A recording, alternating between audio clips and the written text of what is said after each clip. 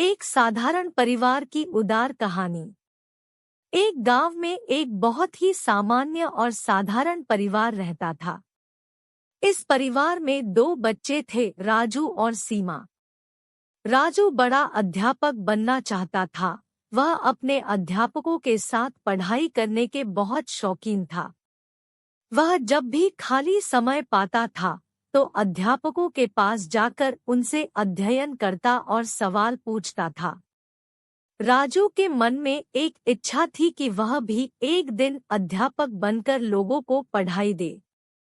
सीमा भी एक बहुत खुशनुमा और सकारात्मक व्यक्तित्व रखती थी। वह अपने भविष्य को लेकर बहुत उत्साहित थी और अपने सपनों को पूरा करने के लिए मेहनत करती थी। सीमा का सपना था कि वह एक दिन अपने गांव के बाहर भी दुनिया के अन्य स्थानों का सफर करेगी और अपने किसी अविश्वसनीय अवसर का फायदा उठाएगी। एक दिन गांव में एक बड़ा मेला आयोजित हुआ। इस मेले का नाम था अवसर की महामेला।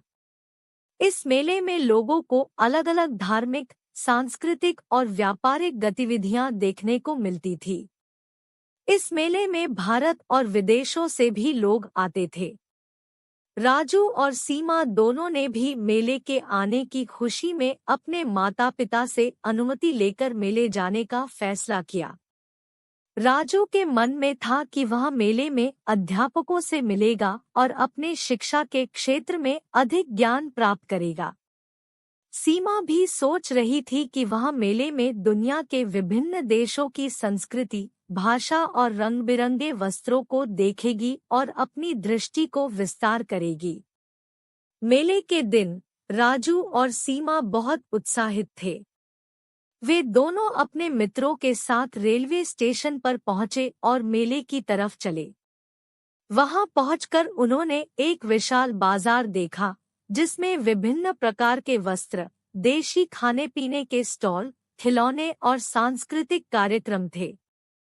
राजू ने देखा कि एक स्थान पर एक अध्यापक शिक्षा संस्थान के पटवारी के साथ अध्ययन कर रहे थे।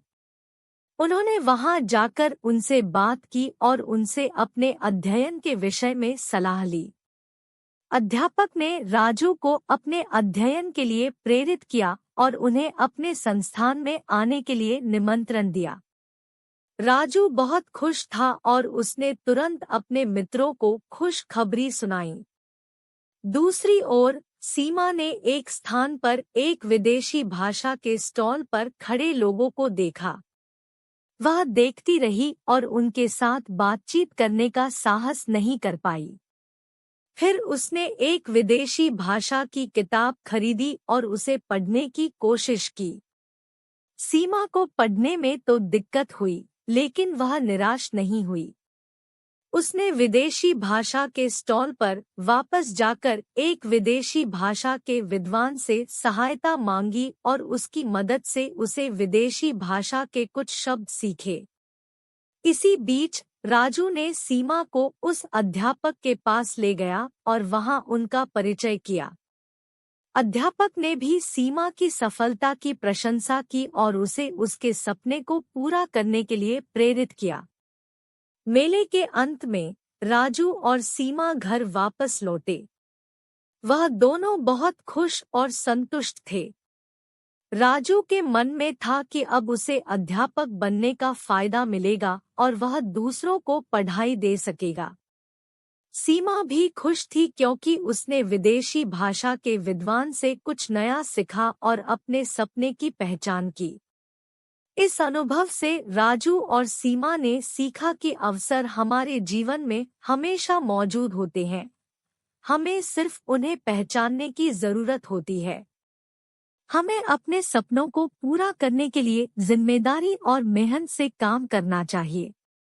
जिंदगी में हमें सीखने का साहस होना चाहिए और दूसरों से मदद लेने में शर्म नहीं आनी चाहिए।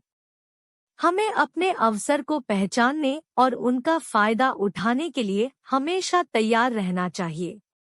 इस तरह से राजू और सीमा ने अपने जीवन में अवसर की पहचान करके सफलता प्राप्त की और अपने सपनों को पूरा किया।